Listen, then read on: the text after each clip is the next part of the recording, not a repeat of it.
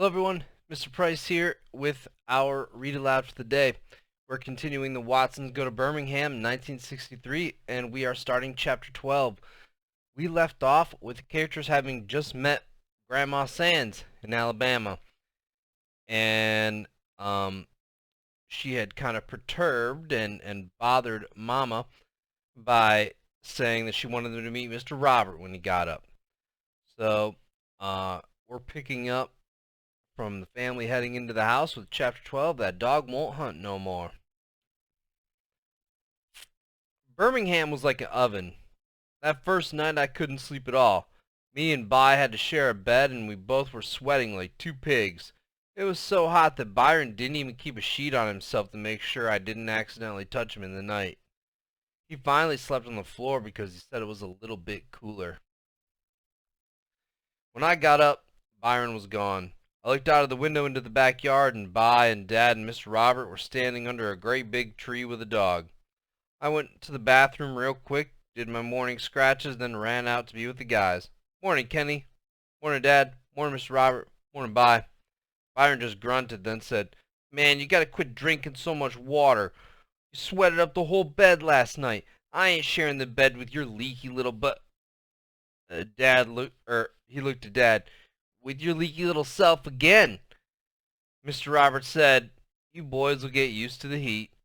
Dad petted the dog and said, "He's too old to hunt?" "Oh yeah, this dog won't hunt no more. He's just like me, lost the desire. Both of us got to the point where we just couldn't pull the trigger. Both of us got to be like Joe Louis toward the end. Remember his last fights, Daniel? Remember how Joe just walk around the ring waving his left fist like a threat? He just couldn't throw it. He just couldn't pull the trigger no more. His mind told him to do it, but his body wouldn't cooperate. That's me and Toddy. There's times at night I hear him howl, and I know I know he's dreaming about being back in the woods, but both of us know that's gone." Mr. Robert bent down and rubbed the dog's head. "Yeah, son. In his day, this was the best coon dog in all Alabama. Used to get $100, just to stud him." Byron grabbed the old, gray, nasty-looking dog's head, too. $100? Man! Or Byron rubbed. Sorry, excuse me. "Yeah, me and Toddy saved each other's lives. Hate seeing him get so old. Judging by the way Mr. Robert looked, I bet the dog was saying the same thing about him." "How'd you save his life? You ever been coon hunting?" "No, sir." "Well, there ain't too many animals wilier or tougher than an old coon. Most people think you just chase 'em up a tree and pop 'em, but that ain't half the story. Toddy trailed this coon all the way out to this lake, and the coon went in the water. Now, most of the time a dog will stop right at the water. They know better than to go in, but Toddy must have dove right in after that coon.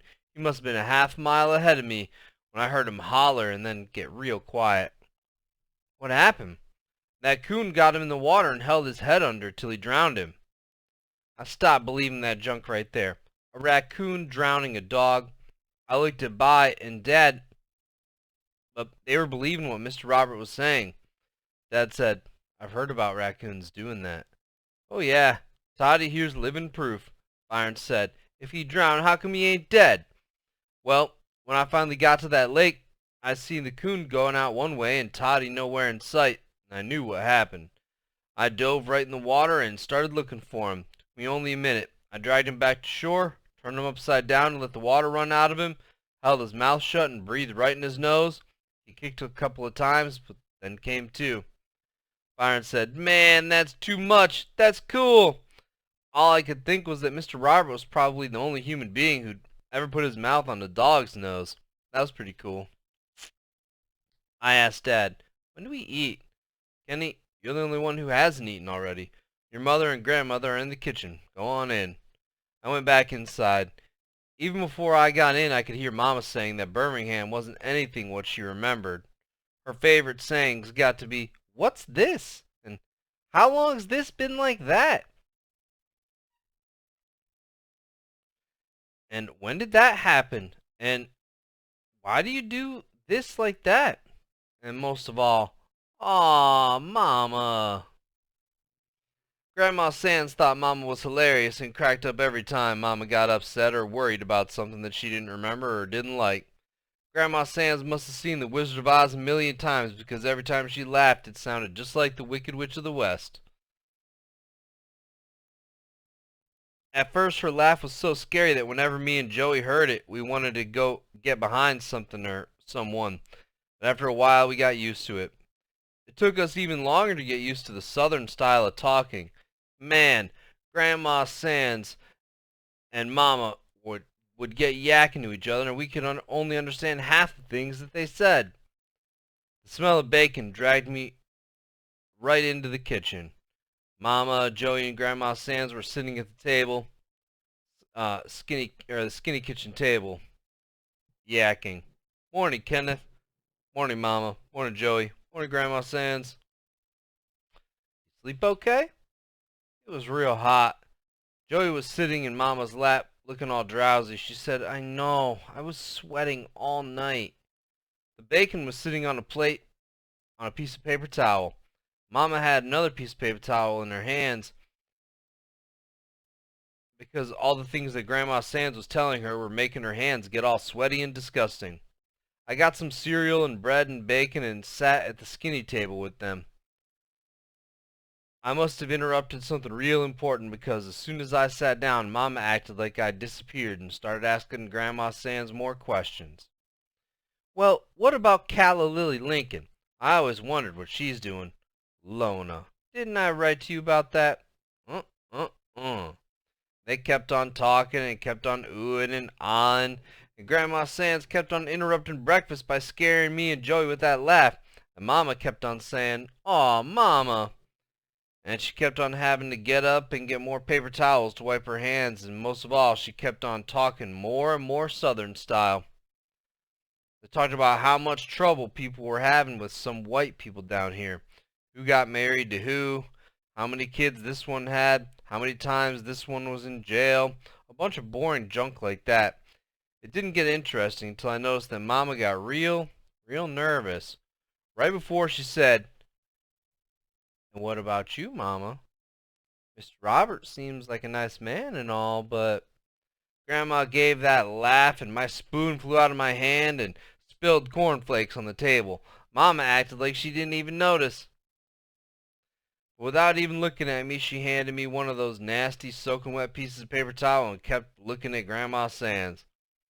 I was wondering when we'd get to that. Grandma Sands smiled. We've been good friends since right after you all left for Flint. Mama was being kind of rude. She interrupted and said, Aw, Mama, good friends? What does that mean? Lona Sands, what is bothering you? Why don't you say what's on your mind? Mama started wringing the neck of another piece of paper towel. I just don't understand what's going on here. How come I never knew him? Did Daddy know him? Mama said that last part like she was dropping a bomb on Grandma Sands. Grandma Sands looked at her for a minute. Lona, things are different from what they were when you left. Nearly everything changes. Your daddy's been gone for almost 20 years. Grandma Sands had stopped smiling. Now, Mr. Robert is my dearest friend. Wow, I could see where Byron learned how to say a couple of words and have people think he'd said a whole bunch more. Grandma Sands didn't yell or scream or anything, but the way she said those couple of things made everybody who heard it shut their mouths and listen real hard. Even though she only told Mama that Mr. Robert was her friend, it seemed like I heard her also give my mother a real good scolding. Mama pouted and kissed the top of Joey's head.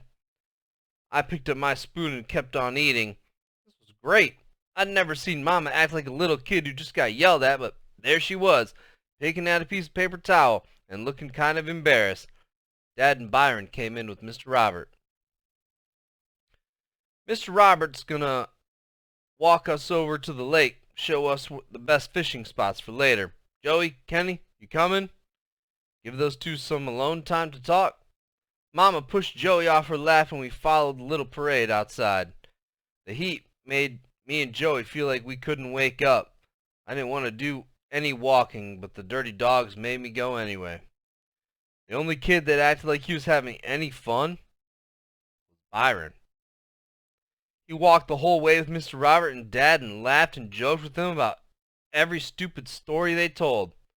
When we finally got back, I went to sleep under a fan. They were going to force me to go fishing with Byron and Joey the next day, and I knew I needed a ton of rest.